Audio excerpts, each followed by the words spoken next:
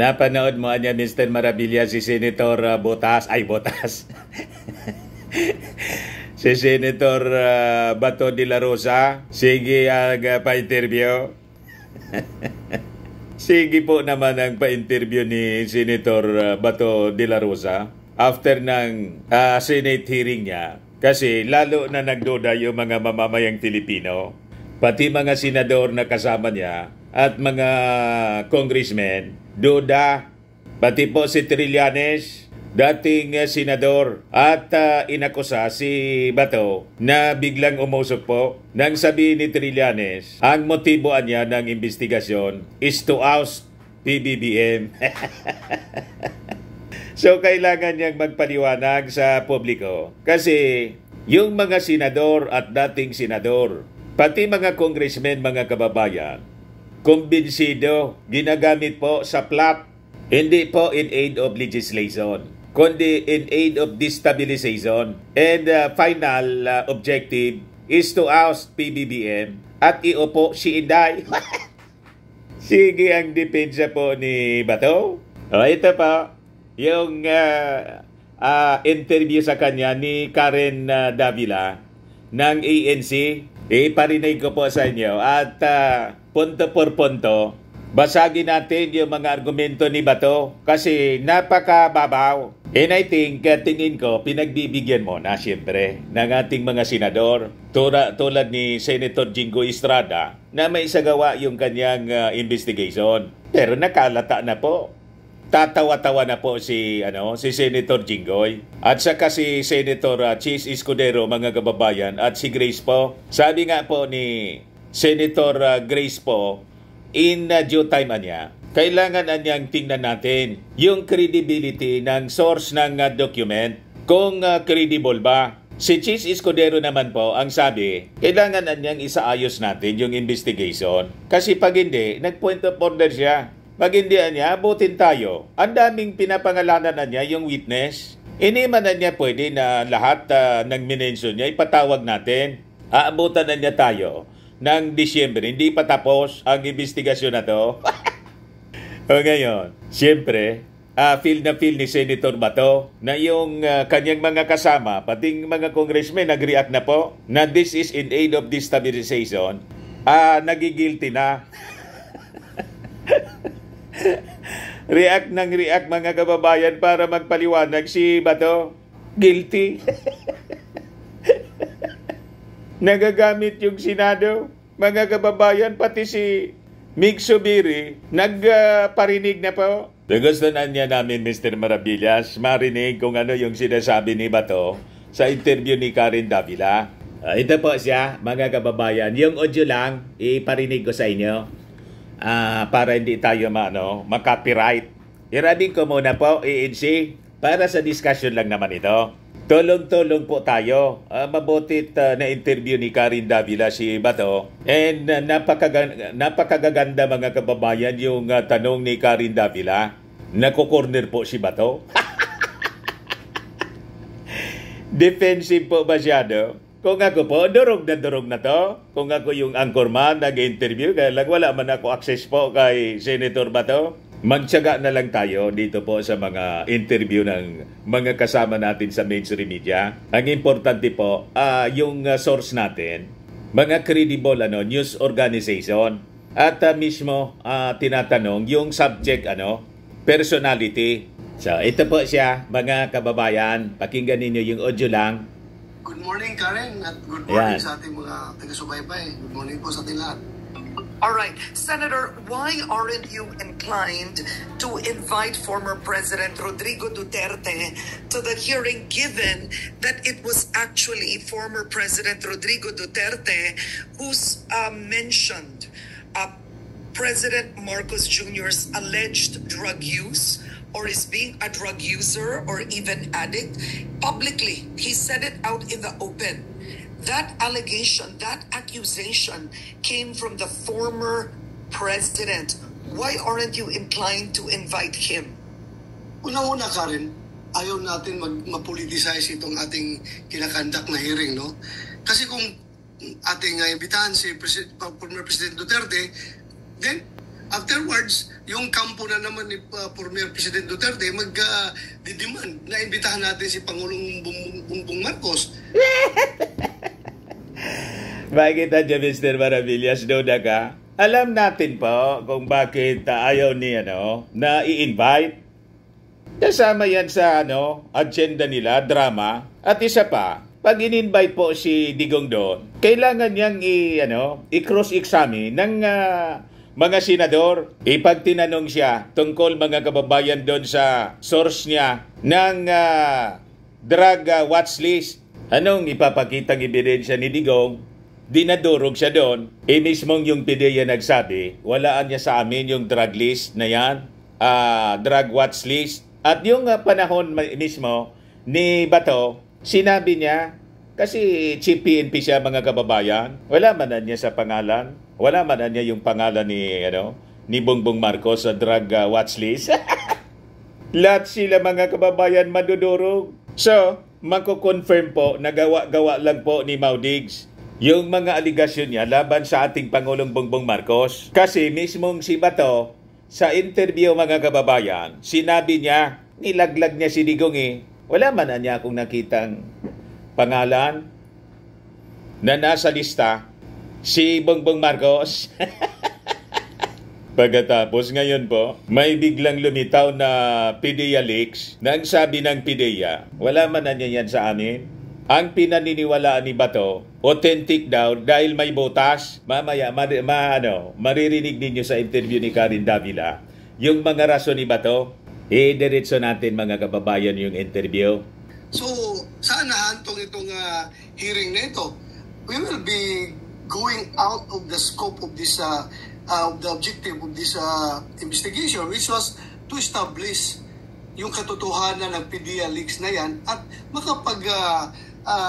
makapag-formulate tayo ng policies na maiwasan na yung pangyayari na yan, yung pag-leak. Dahil yung pag-leak ng mga classified documents ay napakadelikado po yan. It may cause damnation pag ganun na Karen. So, yan po ang ating objective.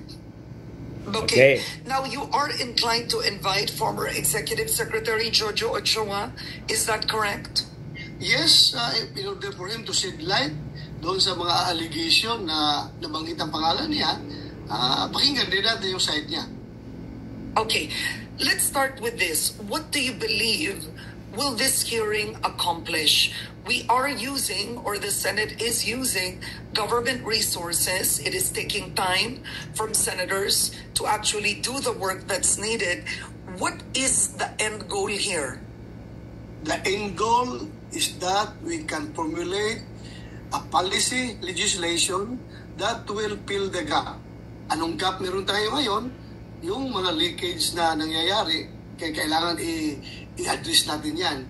Ulitin ko, ang ginagawa kong hearing ay investigation in aid of legislation and not investigation in aid of persecution. Dumipensa siya mga kababayan kasi yun ang statement ni Senator Migs Subiri. Nakalata na ginagamit ni Bato, mga kababayan, yung Senate investigation in aid of persecution niya to destabilize the Marcos administration. Ngayon, nagdi-deny siya. O yan po ang klaro nating trabaho dito sa Senado. To come up with legislation. Because this is investigation in aid of legislation. Now, the alleged leaked document was a document supposedly in 2012 or supposedly Ferdinand Marcos Jr. was not yet president then, and actress Maricel Soriano were supposedly doing illegal drugs in a condominium unit, right? This was a 2012 document. That's the allegation. Yes, yes. Okay. Has it been established if the document is even real? Is it a legitimate PDEA document, Senator? Ayan pa, mga kababayan, exciting ito. Kung na-establish ba, mga kababayan, sabi ni Karen Davila, kung talagang real niya, totoo, authentic ang document, pakinggan natin yung sagot ni Bato. I have already said again and again that as far as the chairman of this committee is concerned, that particular document is authentic. Totoo yan. So, ang sinasabi lang niya, as far as the chairman, siya lang po, sa paniwala lang niya. So, ang tanong, uubra ba yung dahil sa paniwala niya na authentic yon, ay talagang authentic na talaga? Yan sinasabi natin mga kababayan. Para malaman nating totoong authentic. Unang-una, yung mismong PIDEA nagsabi na hindi niya, fake niya yan at hindi niya yan galing sa amin. So lumalabas, ang document, hindi siya leak, kundi gawa-gawa, fabricated lang po. At ang nakapirma, aminadong na pumirma doon sa document, si Morales. So malamang sa malamang mga kababayan, ang nag-fabricate lang noon, si Morales. Possibly, may somebody na nagkukumpas, mga kababayan, kay Morales. Sa interview po, mga kababayan, kay dating Senador Trillanes, ang itinuturo niya na nagkukumpas nito, si Maudig. You see? Kaya niya siguro, Mr. Maravillas, ayaw ni Bato na-invite yung dating Pangulo. Kasi pag krinos-examine, malamang madiin si... madiin mga kababayan mismo, si Maudix. At malata na siya talaga ang mastermind. Di ba po, mga kababayan? Madudurog yung Senate investigation ni Bato pag nagkataon. Kaya iwas niya yung kanyang boss. Diretso natin kung bakit authentic daw. Sa paniwala niya, authentic. Yan. Gusto mong sabihin ko yung rason? Go ahead, sir. Sige. Number one, inamin mismo ni Morales na siya ang gumawa ng dokumento na yon at pirma niya yung nandoon sa dokumento na yon. Okay. Number two, inamin ng PIDEA na lahat ng mga sasakyan na nakalista doon na to be used, supposedly to be used in the casing and surveillance operations doon sa condominium unit ni Maricel Soriano ay mga organic vehicle ng PIDEA at ang isa... Madali man lang po yun. Di siyempre, dating PIDEA agent, may mga kontak siya sa loob, siyempre. At may lista siya baka ng mga vehicles na ginagamit sa mga casing in operations ng PIDEA. So madali naman lang ang magsulat noon. Baka memorize pa nga niya, mga kababayan, yung mga plate number siyempre. Tayo, di ba, pag lagi natin ginagamit yung sasakyan sa opisina, memorize natin kung anong ori, kung Isuzu ba. Isuzu na nandun po sa sinasabing leak the document, saka plate number. Pag naisulat ba doon sa sinasabing document, authentic na. Yang dali-dali mga kababayan gumawa noon. Pakinggan natin mga kababayan ang justification, ang rason ni Bato na napakababaw po. Isa pa nga doon was identified to be a personal vehicle of the team leader ng unit na yun na si Francia, si PIDEA agent Francia. At pangatlo, that would really prove na hindi yun AI generated as claimed by PIDEA at hindi yun computer generated yung papel na yun ay yung nakita ko mismo sa aking mga mata. Yung pants. Yung dokumento ay yung Xerox copy, yung photocopy ay it bears the markings ng puncher hole. Yung puncher hole mo para ilagay mo sa passenger. That Ang dali-dali mga kababayan, kung yun ang rason na sinasabi mga kababayan ni Bato dahil sa butas, kahit ako pwedeng gumawa noon. O na, gumawa muna ng fake document. Pagkatapos, butasan ko, tapos i-xerox ko. Para mukhang galing po sa folder, sa file folder. Kaya nga pong sinasabi natin, kailangang i-authenticate po. Somebody, a forensic expert, dapat ipatawag ng Senado. Walang nakakaisip until today na i-examine mga kababayan, baka sa susunod na mga hearings. Yun ang inihintay ko po na i-raise ni Senator Chis Escudero nang sabihin niya doon sa point of order na dapat niya itutok natin sa susunod na investigation para may direksyon tayo. I-identify natin saan hinugot yung document, sino yung humugot. Hindi lang nabanggit doon sa sinabi ni Chis Escudero na kailangang i-authenticate yung sinasabing hawak na document ni Morales. Siguro ayaw din niyang ipahiya, mga kababayan, si Senator Bato. But later on, during the cross-examination, i-raise niya yon, mga kababayan. So, hintay-hintay lang tayo. Kailangan pong establish muna the authenticity kasi that is the major subject ng investigation. Kaya nga ang tawag po, PDEA leaks. May leak document. At ang gusto, mga kababayan, ni Bato na makuha ang objective niya, makapagbuo ng legislation na ma-avoid ang ganitong mga gawain na may PDEA leaks. So ang tanong, bakit hindi niya ino-authenticate ito? Sinasabi na niya lang that as far as I am concerned, it is authentic. It is authentic anya. Opinion lang niya yon. Kailangan po expert opinion. Kailangan yung document isa ilalim sa forensic examination para ma-establish yung authenticity. Tama po yung punto natin, mga kababayan. Hindi dahil sa inamin lang na pirma ko niya yan. Napakasinungaling po itong si Morales. Tingin ko po patapon na yon. Sa daming kinasangkutan na kaso, patapon na po yon. Malamang may sige na niya, ang dami ko ng kasalanan. Nagsabi na nga po na babaunin ko niya sa hukay ito. Pagkatapos nagtinanong, mga kababayan, kung ano yung pangalan na niya, sino yung source mo, yung informant mo, hindi niya maalala. Hindi mapigil ni napatawa si Jinggoy Estrada, pero nagalit po, napikon si Jinggoy. Ituloy natin yung interview ni Karen Davila. That was the usual olden ways of filing documents sa PNP or sa lahat ng law enforcement. So I therefore conclude that that document is authentic at a very old document.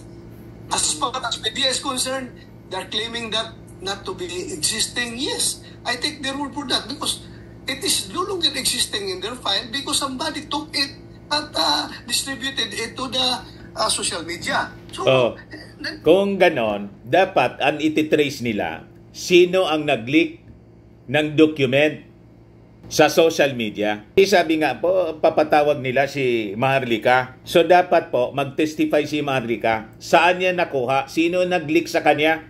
Mismo bang si Morales? At kung si Morales mismo yung nag-leak, ano motibo niya? So kailangan establish. Kasi pinapalabas doon, mga kababayan, sa kwento niya, ang nag-leak yung PDEA. Somebody sa PDEA. Sabi ng PDEA po, wala man na niya yan sa amin na document yan. So, paano magli-leak yung PDEA na wala man sa kanila yung document?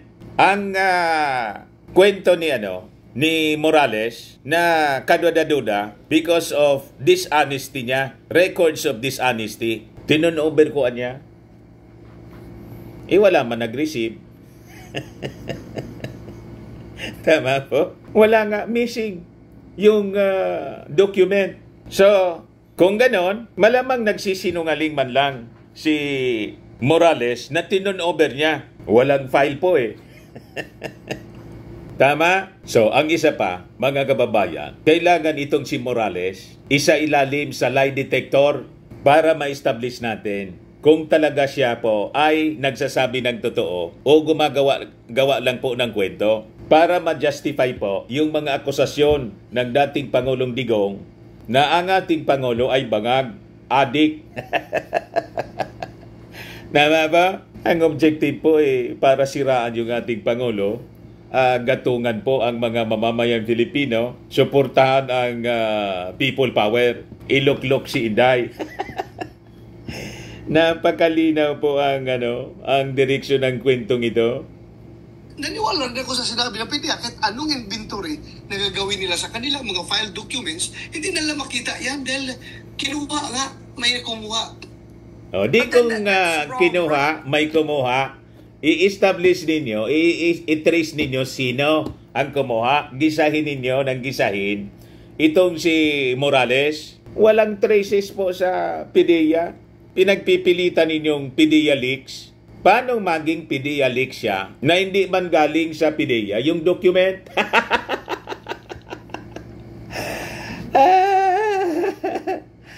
Tama pa? Gawa-gawa lang po. right? I mean, because Paniwala lang ni Bato. the first issue here is the document authentic itself? So that's the first question. Yes. You have Agent Morales who claims it is authentic. He Yes. was with the PDEA.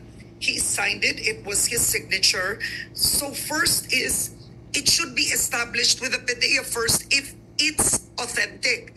But now you have the head of PDEA claiming it's not. So is the PDEA being politicized now?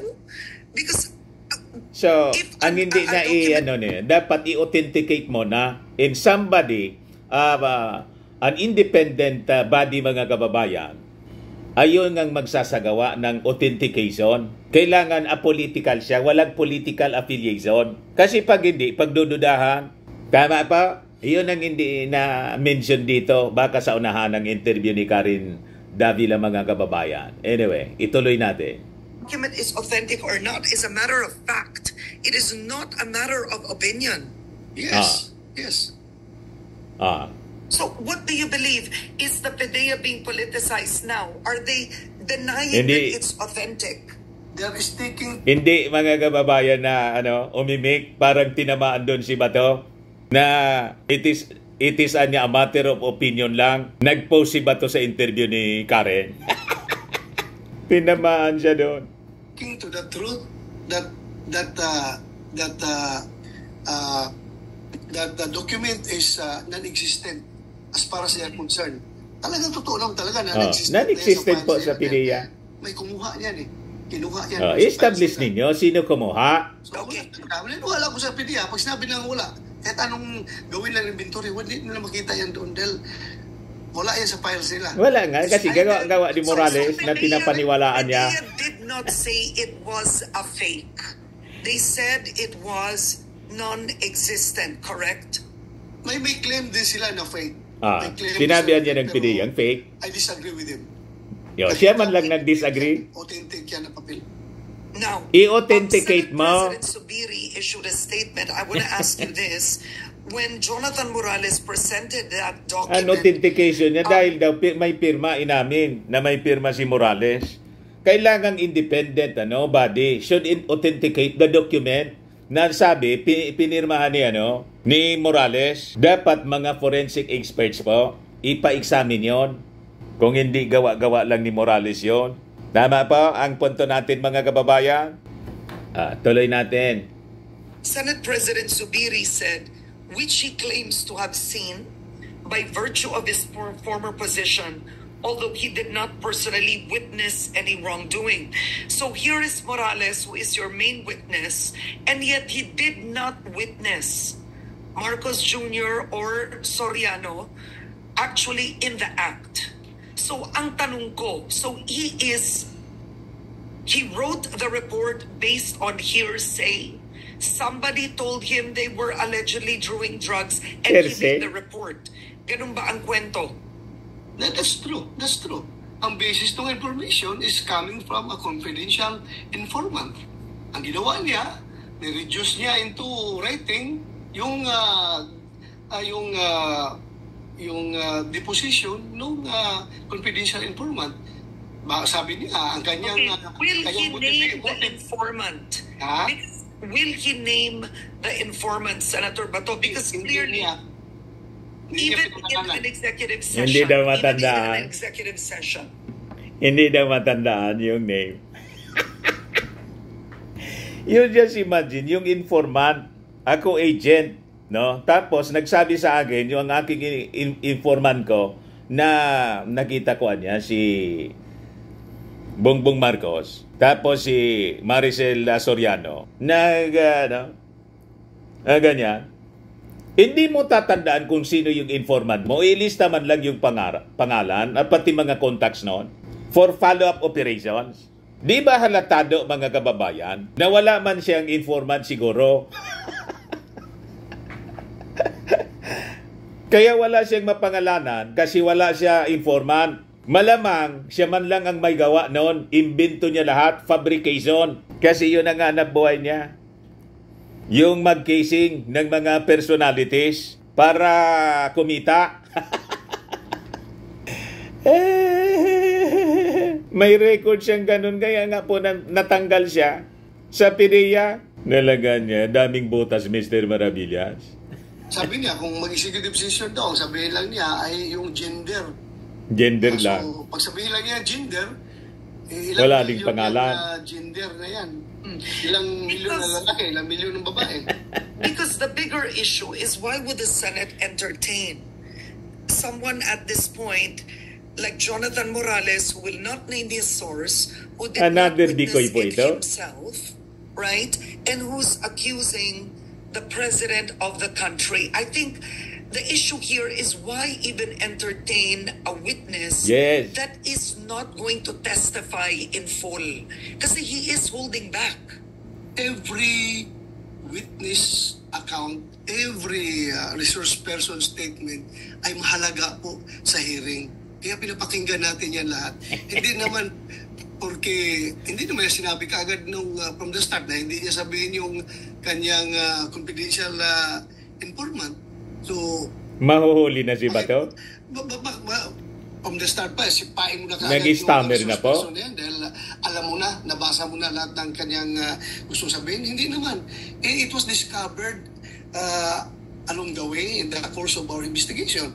So, kahit na sabihin mo, itong ating resource person ay a convicted felon. Kahit sasabihin natin na itong ating resource person ay pinakamasamang tao sa balat ng lupa, still, tao pa rin yan. Meron din siyang, yes, he still has his own share of truth. Pwede pa rin siya magsabi ng totoo. Hindi naman ibig sabihin, or masamang tao ka, hindi ka na pwede magsabi ng totoo. Diba? Hindi pinakinggan natin through the hearing for us to evaluate, i-assess natin yung kanyang statement. Hindi naman natin kinukuha lahat na sinasabi niya, hook, line, and sinker. Meron siya sinasabi na naniwala ako, like for example, yung dokumento, meron din siya sinasabi na medyo may kunti ako pagdududa. So, normal lang yan. That's why we have a hearing. We are conducting a hearing to evaluate everything.